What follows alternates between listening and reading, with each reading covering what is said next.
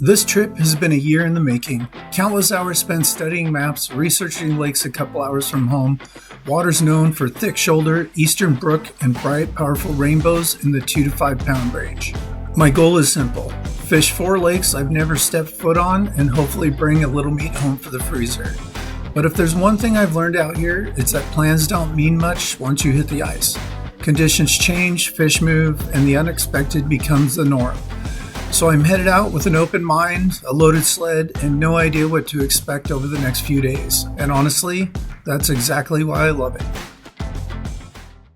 We're here, Edith Lake, in the middle of nowhere.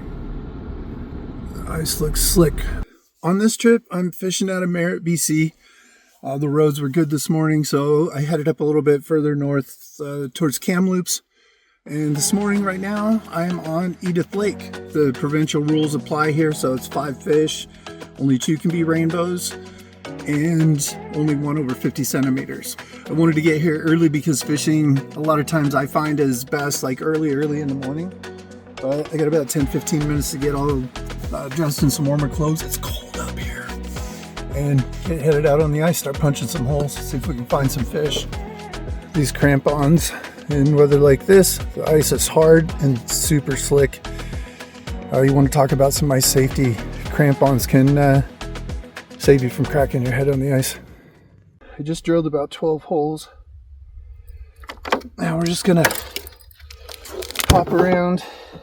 I've got another pole with a smaller little jig on it that's been working really good in the lakes close to home, like really good. If I start getting just little bumps on this, or feel like the fish are just kind of coming up and hitting it, we're going to switch up to something a little bit smaller. There's holes all the way along here. Fish have a tendency to kind of cruise around the lake, so I don't know that they could necessarily fish one spot out. It's probably sloping off pretty steep here, probably about the same as what that grade is there. And so we'll fish the whole column, so I'll drop it all the way down to the bottom, fish, bring it up a couple feet, fish, bring it up a couple feet, fish, right up to where we're almost under the ice. I finally got my first brook trout up here. It's not very long, but it is fat as hell and beautiful. Like, I just dropped it down. It didn't take 5 seconds. I had been fishing all the way around that side, clear down as far as you can see, back up this side, and then just move back up into this shallow flat. There's more structure and weeds and stuff up here, and my little jig with the worm, it was seconds. I'll try it again. 9 hours on the ice and only 1 fish. Not the start I'd hoped for. As I head back into town, I'm tired, but tomorrow's a new lake and a fresh chance. I paid my dues today. Maybe the next spot will pay me back. Off to a new lake this morning. Gonna go try to find Edna Lake just out of Merritt. Never been there before, so we'll see what it's like finding it in the dark. Let's get going.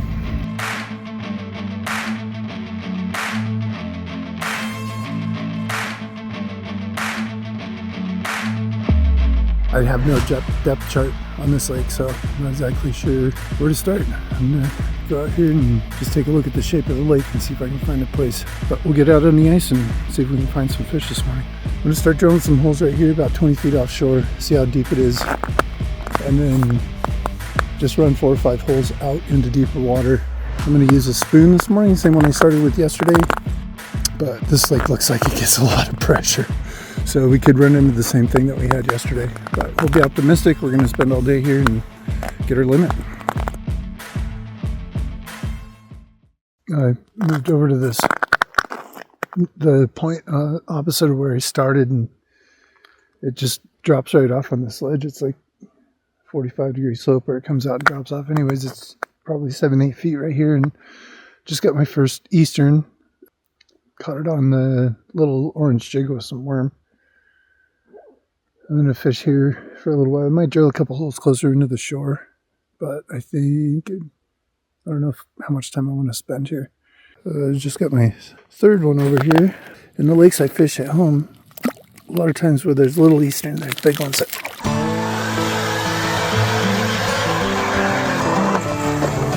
Worms have been doing very well here, so it's Let's not fix it if it's not broke.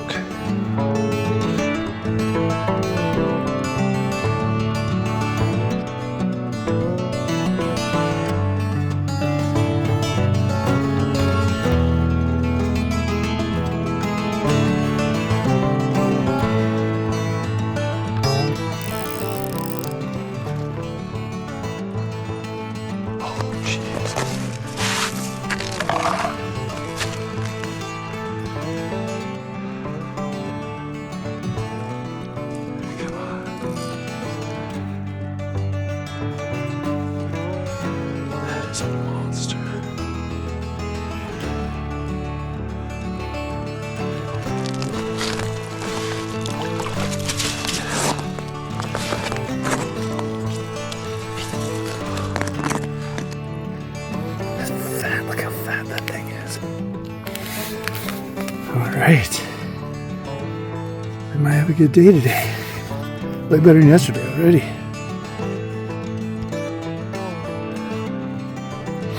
Two and a half pounds.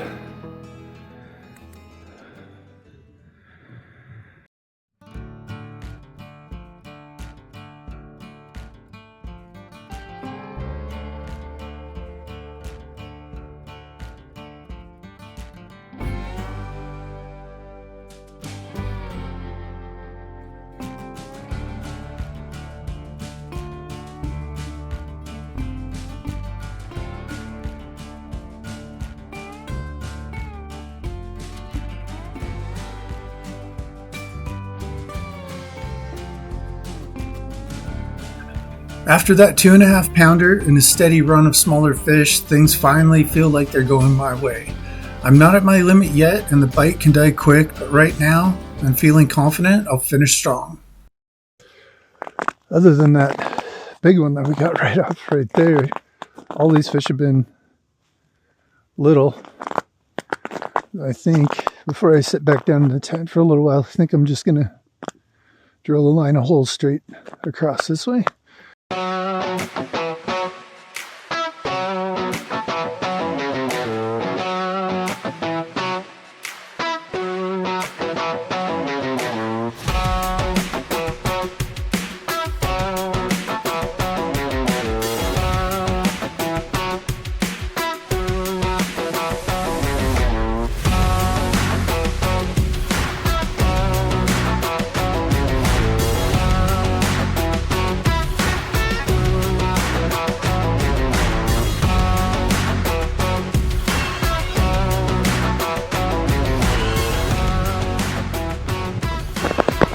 Oh, that's a little better one.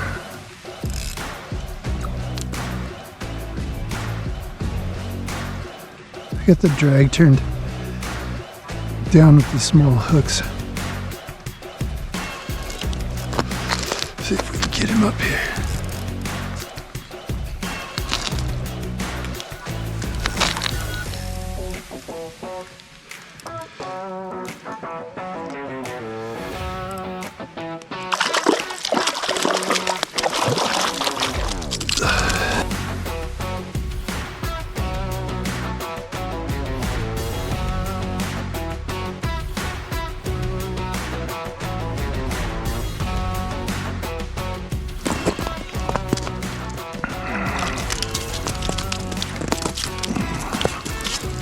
He just came through and freaking smashed. Oh, come on, settle down.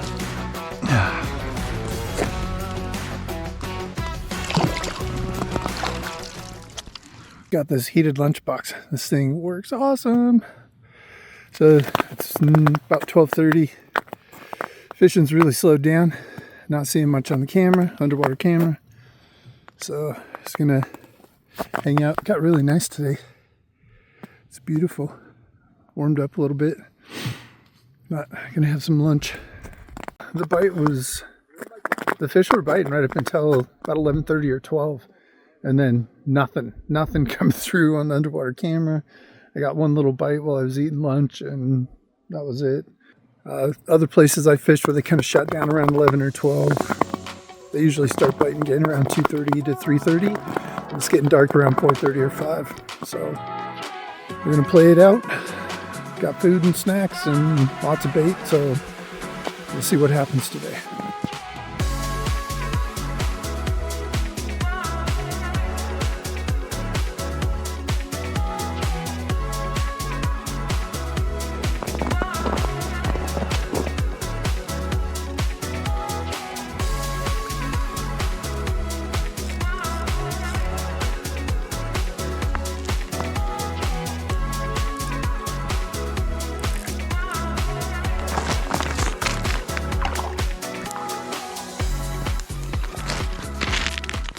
I'm gonna turn this one back. I might regret that later, but we're doing pretty good today. One of the things I usually do, and I haven't been doing a very good job of it on this trip, that helps prevent losing as many fish, getting them out of the hole, is get this slush and ice back. So when you're pulling them up, you can just slide them right over the top.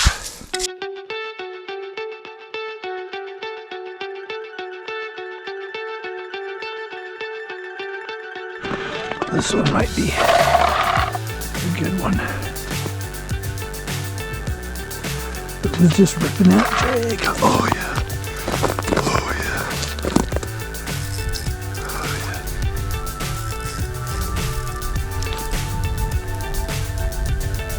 Fly so high, I'm hypnotized. What's up is down, what's left is right. Let the drag do its work. Chasing stars and holding you. I can't see the end, but we'll see it through. It's a strong fish. He just headed up. There we go.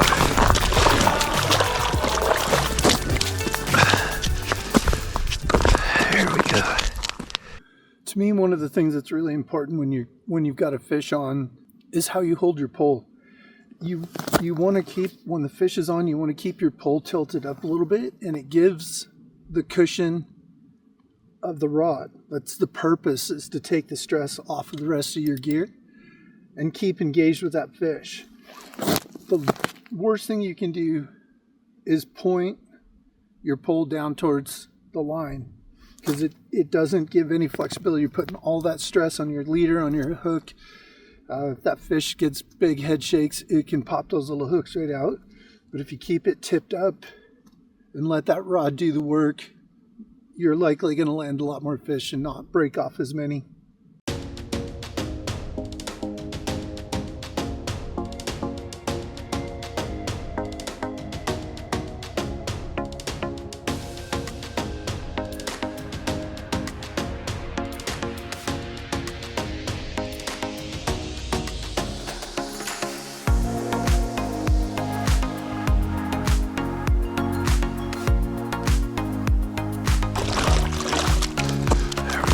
That's the last one.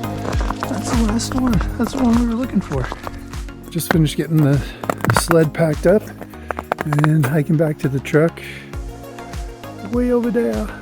And we're heading to a new lake tomorrow. I would love to come back here, but I promised myself I would fish 4 new lakes in the 4 days that I'm going. So we're going to a new lake tomorrow. Eastern Brook and Rainbows, I think.